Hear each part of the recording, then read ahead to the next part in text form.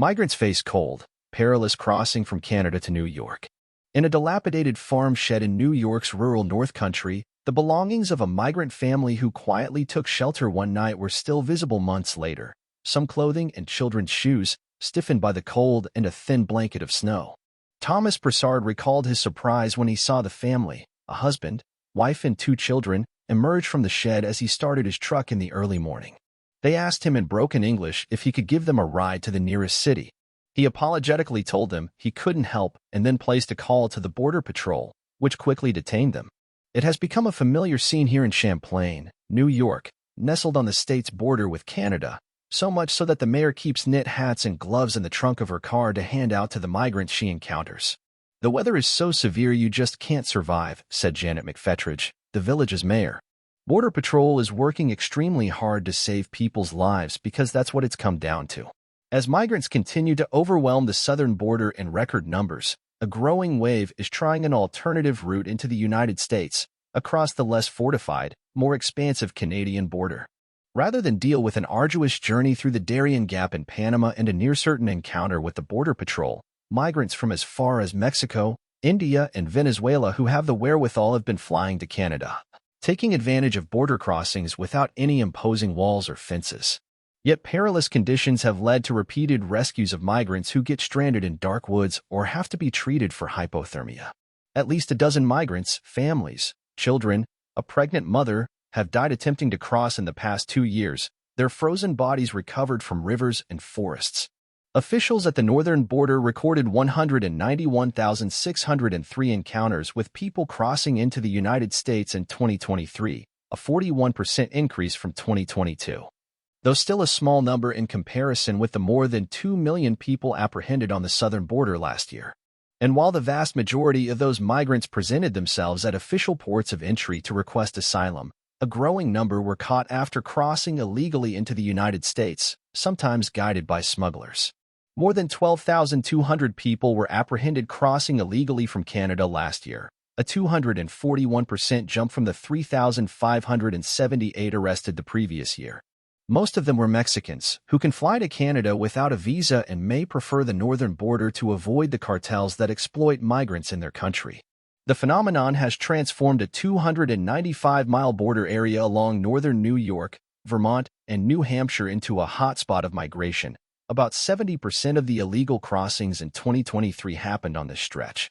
Known as the Swanton Sector, Robert Garcia, the chief patrol agent in charge of the Swanton Sector, said in a social media post on Friday that the 3,100 people apprehended in the sector since October, more than the past 4 fiscal years combined, hailed from 55 countries. Clinton County, New York, a rural swath of farms and small towns just south of Quebec Province, has emerged as one of the main passageways for migrants heading south, unsettling some residents and local officials. "It's a hard thing to do for freedom," Mr. Brassard said in a recent interview on his fiancée's farm, less than a mile south of the border. He expressed some slight remorse about turning the family in. "It was actually sad," he said, "because the kids said thank you and stuff." People like Mr. Brassard have increasingly spotted migrants marching across their fields and backyards, or lugging suitcases down dark back roads. After crossing from Canada, some migrants shelter from the frigid cold inside residents' barns and garages, sometimes unnoticed except for the motion-activated deer hunting cams that capture them in the dead of night. Dale Tatro, 57, a third-generation dairy farmer, said that 3 migrants from Guatemala recently took refuge in one of his milk houses. One of his workers, who is Latin American and spoke with them in Spanish, told him the migrants had just crossed from Canada and were looking for work. Mr. Tatro called the Border Patrol, which showed up within minutes to pick them up. "I understand where they're coming from and how horrible it has to be to make that kind of venture to get here, to try to find a place where you can find a good life," Mr. Tatro said as he stood by one of his rows of 1,200 cows last month. "But on the other side, it's like, I'm not going to accidentally house the wrong people either. You know what I mean? It's damned if you do, damned if you don't." About a dozen residents who live just south of the border expressed mixed opinions about the influx of migrants, with most expressing sympathy in interviews with the New York Times. But many said the encounters with strangers on their property had made them uneasy. Others said they felt indifferent, largely unbothered as long as the migrants kept to themselves. Residents in Clinton County, which leans conservative but has voted Democratic in the last presidential elections, had become accustomed to a northward migration, with refugees passing through on their way to claim asylum in Canada. That pattern exploded in 2017, when thousands of asylum seekers began crossing the county on their way to Canada because they feared deportation under the Trump presidency, and continues to this day. Quebec's leader warned in January that the crush of asylum seekers was leading the province to a breaking point, and Canadian officials are considering implementing a visa requirement for Mexican travelers.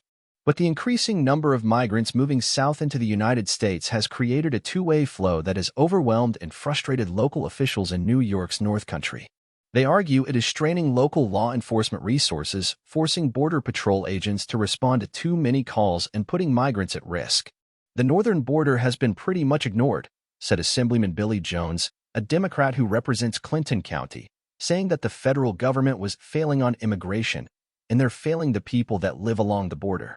U.S. Customs and Border Protection officials said in a statement that the country had forged a close working relationship with Canada to facilitate lawful crossings through ports of entry and to counter irregular migration, including in the Swanton sector. CP continuously adjusts to shifting trends while continuing to call on Congress to provide the resources and personnel necessary to sustain and improve our border security along all our borders, an agency spokeswoman said in a statement. The illegal crossings are sometimes facilitated by new human smuggling operations, often based outside New York, which advertise their services on social media and charge migrants thousands of dollars to get them into the country from Canada, often leaving them indebted to the smugglers. Federal prosecutors in Syracuse have filed a series of cases aimed at taking down smuggling enterprises, detailing in court documents how smugglers, both American and foreign, help guide migrants through woods and coordinate drivers with out-of-state plates to pick them up once they get through. The arrests come as numerous migrants have died attempting to cross treacherous conditions, sometimes lured by smugglers. In January 2022, an Indian family of 4, including an 11-year-old girl and 3-year-old boy, was found frozen to death just feet from the border in Manitoba, Canada. A year later, the bodies of 8 people, an Indian family and a Romanian family, were recovered from the St. Lawrence River in Quebec. All were trying to cross into the United States. In January 2023, Fritzno Richard, 44, a Haitian man traveling to the United States, was found frozen to death in the woods of a border municipality in Quebec. The next month, Jose Leo Cervantes, 45, from Mexico, collapsed and died shortly after walking into Vermont. And on December 14th, authorities found the body of a 33-year-old woman from Mexico who was 5 months pregnant in the Great Chazy River in Champlain. The woman, Ana Vasquez Flores, had traveled from Quebec and was trying to reunite with her husband in the United States.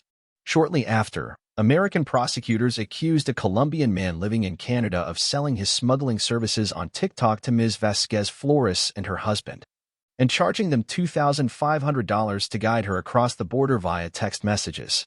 The man was arrested and extradited to the United States. Portions of the U.S.-Canadian border, which at 5,525 miles is the longest international border in the world, are separated by natural barriers, such as the Great Lakes. But much of the border, especially in northeastern New York, is flat and barren, dotted with just woods or open fields where simple stone markers delineate the boundary. Many migrants crossing illegally into the United States, officials said, are cutting through traversable woods that may still be perilous. Temperatures regularly drop below zero on cold winter nights, making it dangerously cold for those without adequate clothing. And the woods can be pocked with streams, ponds, and swamps that freeze quickly. Border Patrol officials said they have conducted 15 rescue missions in which 37 individuals were rescued along the northern border since October 2022. David Favreau, the Clinton County Sheriff, whose department has been involved in some of the missions, said migrants regularly get disoriented in the forest or fall into freezing waters and suffer hypothermia, sometimes losing toes. They get lost in the woods, Mr. Favreau said in an interview in his office. They lose sense of what direction they're actually going in. They actually walk in circles for hours at a time. Mr. Favreau, a Democrat who supports tightening the nation's immigration laws, said that Border Patrol needed more boots on the ground. The northern border has about 2,200 Border Patrol agents, according to federal officials. Migrants who cross successfully into the United States are routinely apprehended by Border Patrol agents, who find them using sensors, thermal camera systems, and even drones, or by responding to calls from residents. We were going to turn ourselves in, but they spotted us first, said Liam Parra, 22, a Venezuelan migrant who arrived from Canada 2 weeks ago with a friend, Albert Kalina, 24. Both men had crossed from New York into Canada nearly a year ago seeking work. They found seasonal jobs in construction and packaging fruits in Niagara Falls, Canada, but decided to return to the United States this year, with hopes of reaching Orlando, Florida, after that work dried up. Canada is beautiful and all, Mr. Kalina said in Spanish. But when the snow arrives, the work goes away. Crossing back into the United States, in their case, was surprisingly simple. They traveled to Montreal, rode a 1-hour Uber to a wooded area of the border, and walked over in a matter of minutes, they said. Like many migrants, Mr. Parra and Mr. Kalina were briefly detained by U.S. immigration officials. They underwent a criminal background check and were then let go on parole, a status that allows migrants without visas to live and work in the United States temporarily as they await their court dates. Once they were released, a taxi driver charged them $120 for a 20-minute ride from the border to Plattsburgh, New York, the largest city in Clinton County. The inflated taxi fare left them without enough money to afford the $90 tickets for a bus to New York City, stranding them in Plattsburgh. For over a week, they wandered the city, waiting for money transfers from friends or trying unsuccessfully to persuade Greyhound bus drivers to give them a free ride. The two men, along with other migrants from Colombia and Haiti, slept at the local airport, a 2-hour walk from downtown, or at roadside motels where county officials are required to put up people without shelter when temperatures drop below 32 degrees. For the majority of migrants, Plattsburgh is a stepping stone in their journey north to Canada or south to larger cities, including New York City, a 5-hour bus ride away, as well as final destinations as far as Arkansas and Seattle. But many migrants seen on a visit to Plattsburgh last month were seemingly stuck in the city, passing time at a gas station and bus stop that serves as a de facto meeting point for migrants. Most had hoped to cross into Canada but were turned away by Canadian immigration officials, who have become strict about the documentation migrants need to claim asylum. One migrant in Plattsburgh, Javier Semico, 34, from Colombia, hugged his 8-year-old boy as he haggled with a taxi driver who was trying to charge him $70 for a short ride to the Canadian border. Using a translation app on the driver's phone, they settled on $25, the only cash Mr. Semico said he had. Canadian officials turned Mr. Semico away at the border hours later. He was forced to walk for hours with his young son along a snowy highway back to Plattsburgh. After traveling for months from Venezuela and across the Mexican border to reunite with his sister in Canada, Dennis Ortega, 58, was also turned away at northern border.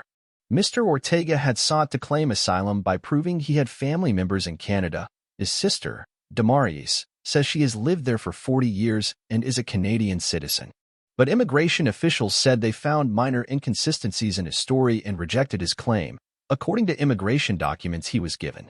Without much money or a place to live and possessing few English skills, Mr. Ortega was left to wonder what had gone wrong and what he would do next.